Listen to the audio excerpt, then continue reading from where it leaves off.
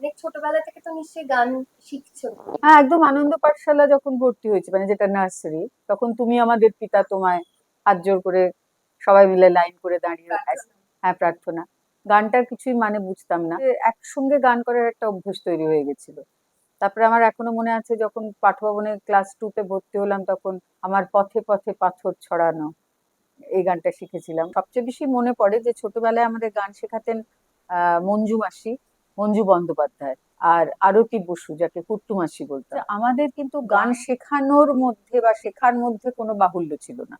ধরো আমরা একটা গাছের তলায় বসে গানের ক্লাস করছি, তো সেখানে একটা পিচ পাইপ বার করে মুখে একটা পু করে একটা স্কেল ঠিক করে, কি স্কেল ঠিক করছেন শুধু যিনি শেখাচ্ছেন তিনিই জানেন, আমরা কিন্তু জানতাম না।